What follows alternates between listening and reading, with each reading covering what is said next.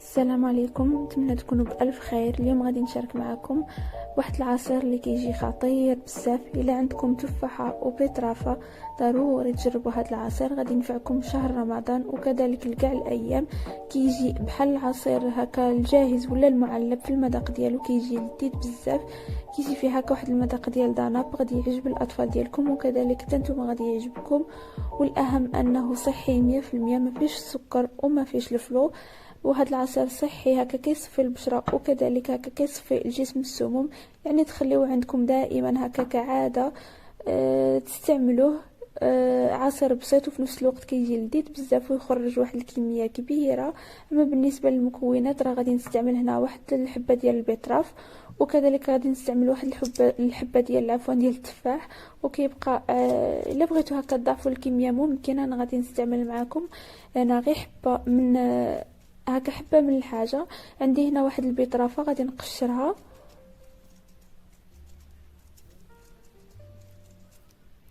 بالنسبه للبيتراف غادي نستعملو هكا طري، يعني هكا خضر. انا كنفضل هكا ما نطيبوش، يعني هكا باش كنستافدو فيه 100% ومن المنافع ديالو كيكون صحي كتر.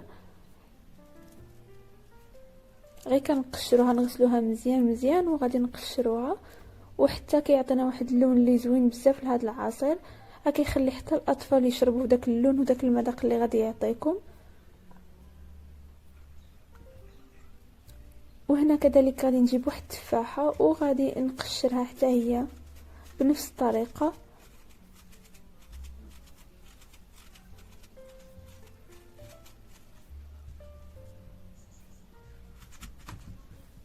صافي غادي نقطعها وغادي نقيها، نحيد لها داك العلف ديالها، وغادي نقطعوها كمربعات غير هكا باش نسهلوا علينا هكا الطحن بسرعه.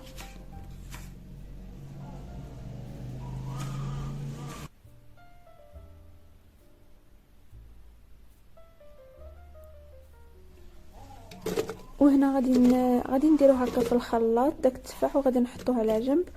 وغادي نجيبو ديك الحبه ديال البيتراف اللي قشرنا، غادي نجيب ديك الحكاكه، ناخذوا ديك الحكاكه هكا العاديه، غادي ناخذوا هكا داك اللي كيكون متوسط ما كيكونش رقيق بزاف، وغادي نحكو فيه ديك البيتراف. كنحكو فيه ديك الحبه ديال البيتراف راه كيتحك بسرعه، يعني ما كياخذناش مجهود ولا وقت. وهذا العصير ممكن تحضروه هكا حتى لاخر لحظه. صافي من بعد ما حكيت ديك البيترافه كامله، هنا المكون اللي كيخلي هذا العصير يجي صحي اكثر وفي نفس الوقت كيعطيه واحد الحلاوه واحد المذاق اللي كيكون مميز، هو التمر. غادي نشرب هكا التمر، غادي ناخذ هكا 7 ديال الحبات ديال التمر، غادي نحيد لهم العلفه. الا ما بغيتوش تستعملوا التمر، بغيتو تستعملوا هكا العسل بلاصتو، ولا الا بغيتو تستعملوا حتى السكر ممكن، يعني غادي تستعملوا على حسب الذوق ديالكم. صافي غادي نقطع دوك 7 ديال الحبات ديال التمر هكا قطع صغار غير باش هكا يتطحن لي بسرعه. وعندي هنا واحد الحبه ديال الياغورت، استعملوا هكا ديال الفريز ولا ديال الفاني. غادي نخويها هكا في واحد الاناء.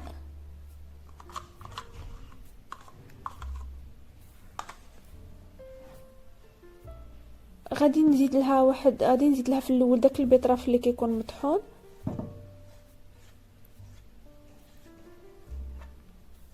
عفوا كيكون محكوك.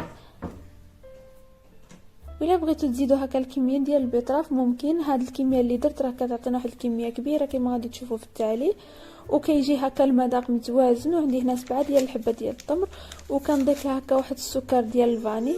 انا درت الياغورت ديال الفاني وضفت لها حتى واحد الفاني، وممكن ديروا ديال الفراوله ديال الفريز. انا ما غاديش ندير ديال الفريز، درت ديال الفاني. صافي غادي نحرك هادو مزيان حتى كيذوب لنا داك السكر مع الياغورت وكيتخلطوا لنا دوك المكونات مزيان. صافي غادي نزيدهم على داك التفاح اللي كنت درتو هكا في الخلاط. الا كنتو زربانين ممكن ديروا كلشي في الخلاط وتطحنوا.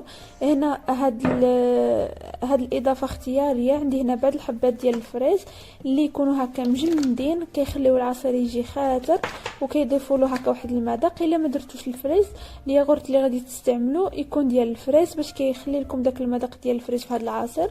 وكنضيف هكا واحد الكاس ديال الماء وغادي نطحن مزيان.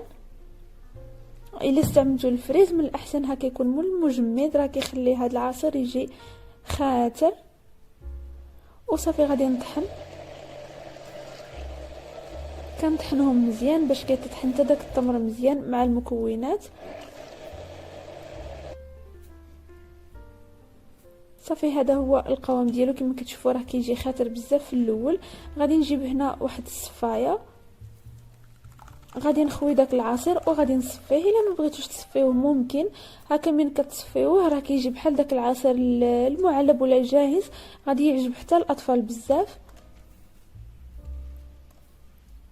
صافي هنا جبت الصفايه وخويت داك العصير. غادي نجيب هكا واحد المعلقه ولا واحد سباتول، كنبقى نحرك هكا حتى كيخرج داك العصير. كنعاونو باش هكا نخرج داك العصير كامل كما كتشوفوا. صافي حتى كنتحصل هنا صافي خرجت العصير كامل، يعني ما كيبقى ليش كاع بهذا الشكل، يعني ما كيبقاوش كاع السوائل. عاد كنجيبوا الماء اللي غادي نضيفوه هكا. الماء الا كنتو باغيين هكا العصير بارد يعني كتستعملوا هكا الماء بارد من الاول. غادي نبقى نخوي في الاول الماء على ديك الصفايه باش ما كيبقى لناش فيها كاع داك العصير، ومن بعد غادي نخوي الماء عادي. صافي هنا غادي نبدا نضيف الماء. بالنسبه للماء كيبقى على حسب القوام اللي بغيتو، يعني كتضيفوا الماء وتشوفوا القوام. انا هنا ضفت 600 مليلتر ديال الماء وخليت القوام هكا كيبقى خاتر، يعني ممكن تضيفوا هكا واحد الكميه كبيره ديال الماء.